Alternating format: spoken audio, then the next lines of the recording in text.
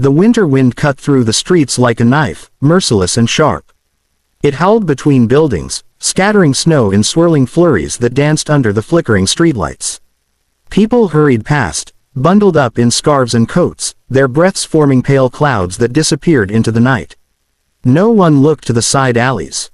No one noticed the quiet figure huddled behind a dumpster, clutching a shivering baby to her chest. Lena pressed her lips against her son's tiny forehead, trying to share what little warmth she had left. "Shh, baby, it's okay. Mommy's here," she whispered, her voice trembling from both fear and cold. The baby whimpered, his face barely visible beneath the thin, frayed blanket. His little hands were icy, and every weak cry felt like a stab to her heart. She rubbed his back in small circles, trying to coax heat into his fragile body. Her own hands were raw and red, her fingertips numb. Her breath came out in shallow bursts as she rocked him slowly, whispering soothing nonsense, praying he'd just fall asleep, peacefully, safely. Her clothes were soaked from the snow that had melted hours ago. She hadn't eaten properly in days. The last piece of bread she'd found was gone, shared with the child now nestled in her arms. 2 months ago, she'd still had hope. She had a small job at a cafe, a modest room in a shared apartment, and dreams of raising her baby in peace. Then came the layoffs. The owner had sold the cafe, and the new management had let her go without warning. Her landlord had been patient, at first, but soon gave her a week to leave. When she'd gone into labor early, she'd spent her last dollars on the hospital bill. By the time she was discharged, there was nowhere left to go. Her baby's cry grew weaker, softer. Lena's heart clenched in panic. "Please, Noah, stay with me," she pleaded, kissing his tiny hand. Her tears froze on her cheeks. She looked up and saw lights, cars passing, stores closing. The city moved on, unaware that in its alleys, someone was breaking. She wanted to scream for help, but who would listen? People saw a homeless woman, not a mother desperate to save her child. "Please, God," she whispered, looking up at the sky where snow fell endlessly. "Just one chance. Help me save him." At that very moment, across the street, a sleek black SUV came to a stop at a red light. Inside, Ethan Blackwell, CEO of Blackwell Enterprises, sat in the back seat, glancing over reports on his tablet. The glow from the screen reflected off his sharp features, calm, disciplined, unreadable. He had long since trained himself not to show emotion, not since his wife's death 3 years ago. The loss had buried a part of him he never tried to revive. Next to him, his 6-year-old daughter Lily sat buckled in her seat, her little head resting against a stuffed bear. She was yawning, sleepy-eyed after a long day. "Daddy, are we almost home?" she mumbled. "Almost, sweetheart," Ethan said, lowering his tablet and smiling faintly. "Just a few more minutes." The car rolled forward slowly. The snow thickened, covering the streets in white. Then Lily's small voice cut through the hum of the engine. "Daddy, someone's outside." Ethan glanced up. "What do you mean?" She pointed at the window, her little hand smudging the glass. "There, by the trash cans. There's a lady, and a baby." He frowned and looked out. The street was dimly lit, the corner nearly hidden in shadow. But then he saw it, something small, hunched, motionless against the wall. "Stop the car," he said sharply.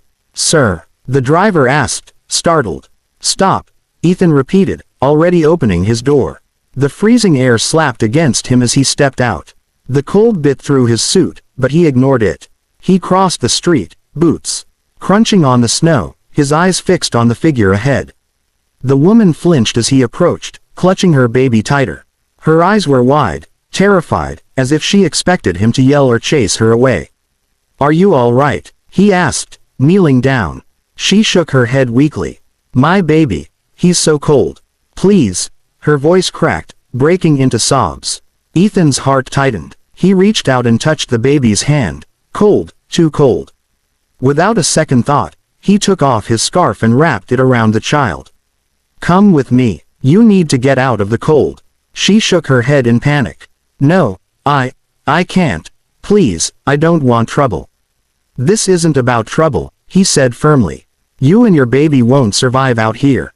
Get in the car." Her lips trembled. She looked down at her son, then up at him, uncertain. But his eyes, strong, calm, and strangely kind, made her nod. He helped her up carefully. She was lighter than he expected, as if she hadn't eaten properly in days. He guided her to the SUV, opened the door, and helped her inside. Lily gasped softly when she saw the woman's pale face and the tiny baby in her arms. "Daddy, is he okay?" "We're going to the hospital," Ethan said, climbing in beside them. "Hold on." The driver pulled away immediately, heading toward the nearest hospital. Inside the car, Lena sat trembling, trying to warm her baby with her hands. "Thank you," she whispered, not meeting Ethan's eyes. He studied her quietly. Her cheeks were hollow, her hair damp from snow, her clothes thin and torn. But there was something in her eyes, fierce determination mixed with exhaustion. She wasn't just another stranger in need. She was a mother fighting to keep her child alive. "What's his name?" Lily asked gently. Lena blinked, surprised. "His name is Noah. He's cute," Lily said softly, reaching out but stopping when Lena tensed. "Sorry. I didn't mean to scare you."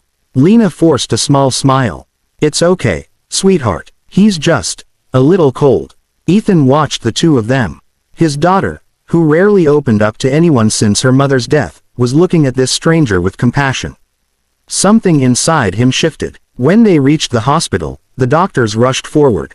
Nurses took Noah from Lena's arms, and she nearly collapsed in panic. "Please, don't take him. It's okay," Ethan said, steadying her. "They're helping him." Minutes felt like hours. Lena sat in the waiting area, her fingers trembling. Then a doctor approached. "He's stable now," she said kindly. "He was suffering from hypothermia, but you brought him in just in time." Another hour, and Lena didn't let her finish. She broke down in tears, her body shaking. Thank you.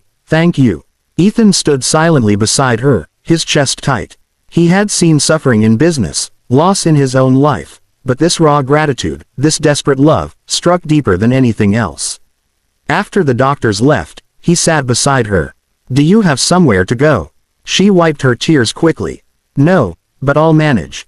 "You've done enough already." He studied her face. So young, yet already marked by hardship. "You can't go back to the streets," he said quietly. "Not with a baby." She shook her head stubbornly. "I can't accept charity. People always want something in return." "I don't," he said simply. "I have a guest house on my property. You can stay there until you find your footing. It's warm, safe, and private." Her lips parted in disbelief. "Why would you do that for me?" He hesitated. The truth came out before he could stop it. "Because once, someone helped me when I thought I'd lost everything. I'm just paying it forward." She lowered her eyes, tears spilling silently down her cheeks. "I don't know how to thank you." "Don't," he said softly. "Just let your son grow up healthy." That night, Lena and Noah arrived at the Blackwell estate, a sprawling property surrounded by tall pines and glittering snow. To her, it looked like another world. Warm lights glowed from every window, the scent of baked bread drifting faintly through the air. Lily ran ahead, excited. "You can stay here. Daddy says it's safe, and there's a baby bed in the guest room." Lena followed slowly, overwhelmed. When she stepped into the guest house, she almost cried again. A soft bed, a heater humming quietly, fresh linens, it felt unreal after the freezing streets. "Thank you," she whispered as Ethan stood at the door. "I'll leave as soon as I find a job." "There's no rush," he said gently. "Rest first. Take care of Noah. The rest can wait." That night, as snow continued to fall outside, Lena sat by the window, watching her baby sleep peacefully for the first time in weeks. The soft light from the lamp cast a golden glow across his face. She touched his tiny fingers, whispering, "You're safe now, my love." Across the property, Ethan stood by his own window, unable to sleep. He could still hear the faint sound of her voice when she'd begged him for help. He remembered how light she'd felt in his arms, how desperate her eyes had been. He had told himself he was only helping her because it was the right thing to do. But deep down, something else stirred, a feeling he hadn't known in years. Maybe it was the way his daughter smiled again that night. Or maybe it was the image of that mother clutching her baby in the cold. Whatever it was, it made him realize something he hadn't expected. That sometimes, saving someone else could be the very thing that saved you, too. And though he didn't know it yet, that one act of kindness on a freezing night would soon change everything, for him, for his daughter, and for the fragile woman sleeping peacefully in the guest house with her baby in her arms. The days that followed were nothing short of miraculous for Lena. For the first time in months, she woke up to warmth. Not the harsh sting of cold wind on her skin, but the gentle touch of sunlight streaming through white curtains. The guest house smelled faintly of coffee and pinewood. Her baby, Noah, slept peacefully in a crib beside her bed, his tiny chest rising and falling in a steady rhythm. Sometimes she would just sit there, watching him breathe, unable to believe they were safe. The trauma of those freezing nights hadn't left her, not yet, but each day that passed inside the Blackwell estate made the nightmare feel a little farther away. Ethan kept his word. She was treated with quiet dignity. No prying questions, no pitying looks. He had provided her a place to stay, warm clothes, baby supplies, and a doctor to check on Noah weekly. He hadn't demanded anything in return. But what touched Lena most was his daughter, Lily. From the first morning, the little girl had burst into the guest house with childlike energy and a wide grin. "Good morning. Daddy says you can have pancakes with us." Lena had blinked in surprise, a smile tugging at her tired face. "That's very kind, sweetheart, but I don't want to impose." "You're not imposing," Lily said, taking her hand confidently. "You're my friend now. And Noah too." And that was that. Within a week, Lily was coming over every day after school. She'd sit by Noah's crib, humming songs and telling him stories as if he could understand. Sometimes she'd help Lena fold laundry or bring her cookies from the main house. Ethan often found them like that, Lena laughing softly while Lily cooed at the baby. It was a strange sight for him, one that made the big house feel less empty. For years, it had been silent, haunted by memories of his late wife, Amelia. He had filled the silence with work, endless meetings, and cold efficiency. But now, there was laughter again. He didn't plan for it to happen, but slowly, he found excuses to visit the guest house. Sometimes to check if the heating worked properly, sometimes to bring groceries, sometimes for no reason at all. One afternoon, he arrived to find Lena standing outside, hanging a small line of baby clothes to dry in the weak winter sun. She was humming under her breath, her long hair loose and glowing like honey in the light. "You don't have to do that," he said, stepping closer. "There's a dryer inside." Lena turned, startled, then smiled. "I know, but I like the smell of the sun on the clothes. It reminds me of home." He watched her quietly for a moment. "You're settling in well." She nodded. "I'm trying to. You've already done more than enough for me. I can't repay you, but I want to earn my stay. Maybe I can help around the house, cook, clean, something." Ethan frowned slightly. "You don't owe me anything." "I do," she said softly, looking down. "You saved us. You could have driven past that night, but you didn't. I'll never forget that." For a moment, neither spoke. Snowflakes drifted through the air, landing in her hair. Ethan found himself wanting to say something that wasn't businesslike, something real, but the words caught in his throat. Instead, he simply said, "You're welcome here, Lena. For as long as you need." Days turned into weeks. Lena regained her strength. Noah grew chubby and bright-eyed. Her laugh became a familiar sound around the estate, and even the staff, who had been wary at first, came to adore her kindness. Ethan watched quietly from a distance. He told himself he was just making sure everything ran smoothly, but he knew that wasn't true. There was something about her, something warm and genuine that disarmed him. One night, after a long meeting downtown, he came home to find the power flickering in the guest house.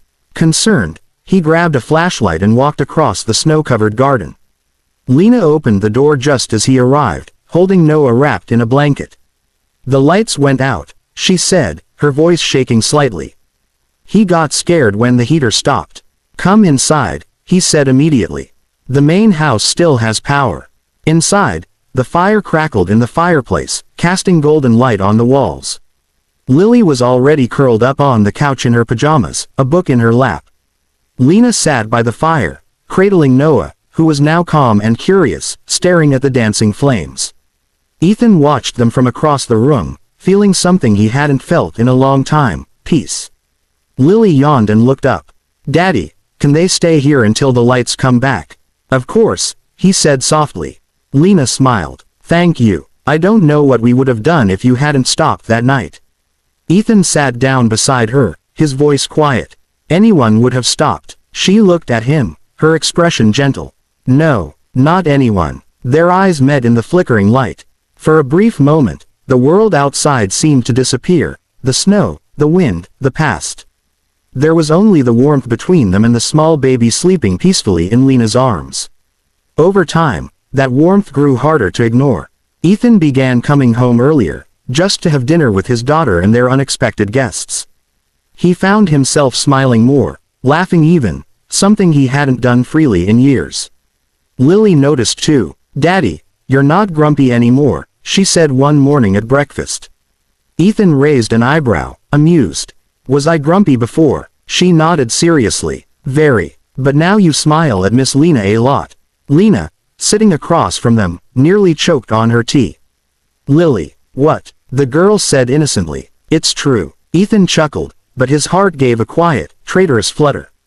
A month later, the Blackwell Foundation held its annual charity gala, a grand event attended by the city's most influential people.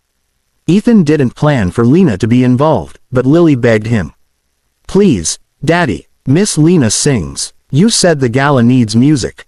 Lena blushed when he asked her, shaking her head. It's been so long, I couldn't. You could, Ethan said gently. You have a beautiful voice. And this event supports homeless families.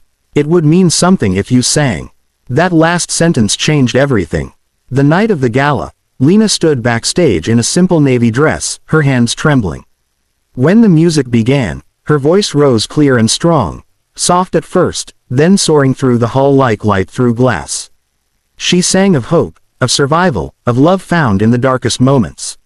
The room fell silent. By the time she finished, there were tears in more than a few eyes, including Ethan's. After the applause faded, he found her backstage, eyes shining. You were incredible, he said, his voice low, sincere. She looked up at him, her smile trembling. I was so scared, but when I saw Lily in the front row, smiling, I couldn't stop. Ethan reached for her hand instinctively, then hesitated. But she didn't pull away. For a long moment, their hands stayed together, two people who'd been broken, quietly finding strength in each other. When they returned home that night, the snow was falling again, soft and silent. Lena carried Noah in her arms, fast asleep. Lily skipped ahead, humming the melody of Lena's song. Ethan and Lena walked side by side, neither speaking. The night was too beautiful for words. At the steps of the guest house, Lena turned to him. I still don't know how to thank you. He shook his head. You already have. She frowned slightly. How? He smiled faintly. Before you came here, this house was just a place. Cold, empty. But now, it feels alive again. That's because of you, and that little boy. Her breath caught. You mean that? I do. For a moment, she stood frozen, snowflakes caught in her hair. Ethan, she whispered, his name sounding softer than it ever had before. He stepped closer, his voice low. You don't have to be afraid anymore. You and Noah, you're home. Her eyes filled with tears. Home, she repeated, as if testing the word for the first time in years. He brushed a snowflake from her cheek. Yes, home. From the upstairs window, Lily peeked through the curtains, whispering to her teddy bear, see. I told you, they belong with us. That night, for the first time in a long while, the Blackwell mansion was filled with warmth, laughter, music, the gentle cry of a baby, and the sound of hearts healing together. Ethan had saved Lena and Noah that freezing night. But in truth, they had saved him too, from a life of silence, from the cold that had settled inside him long ago. And in that house on the hill, under a sky of falling snow, 3 hearts, and 1 tiny pair of baby hands, found something far greater than safety. They found family.